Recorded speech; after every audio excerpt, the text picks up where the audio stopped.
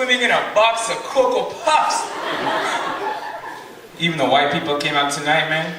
Thanks for coming out, supporting South Asian comedy. We're cool. You know, we can learn from white folks. See, because white folks are brave, man. White folks are always living outside of their comfort zone. You saw that white guy, man.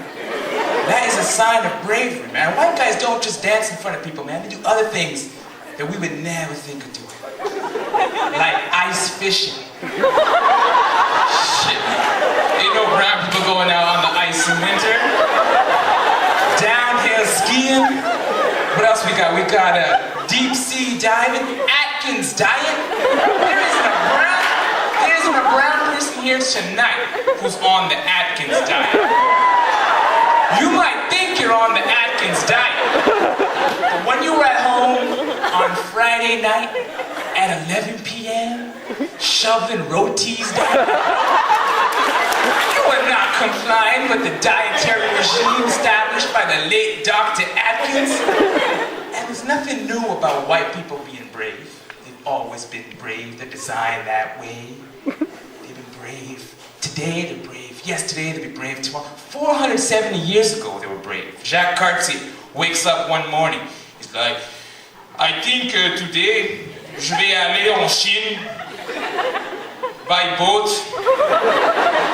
And he set sail across the Atlantic. Now I said he's brave. I didn't say he's smart. You see, because he was trying to go to China, but he ended up in Canada. And when he got back to France, he told everybody he'd been to India. And now the king of France was a little skeptical. He was a skeptic. He wanted evidence. So he calls him in and asks him to corroborate his claim. And Jacques Cartier's like, Votre Seigneurie, I know I was in India because there were brown people. Look, I brought one back.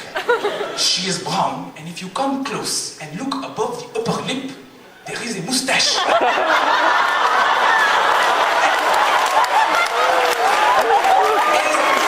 not me saying it, it was them, right? See, I didn't say they were smart, right? Because if they knew Indian people, they would know that Indian girls have a mustache until the age of 14. And then suddenly it disappears. But they did not know that. You know, 200 years later, they realized, they were like, shit, that is not India. That is America. Okay, I have an idea. We can't call two separate people the Indians because that is creating confusion. So the people in America will be the Indians. And the people in India will be the Pakis. That's right, man. And that was supposed to eliminate the confusion. I think it created the confusion. How many times have you seen a Desi person talking to a Gora? He's like, listen yaar, I am not native Indian, huh? And I am not a bloody soca dancing West Indian, huh? Oh yaar. There's more to that joke. I am Indian, huh? Please try to remember for the next time. You banjo.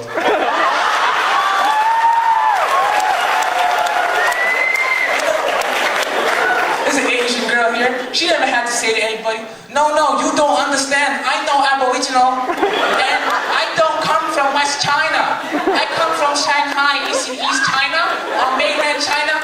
Oh, you don't know. I think you need for me to explain to you again.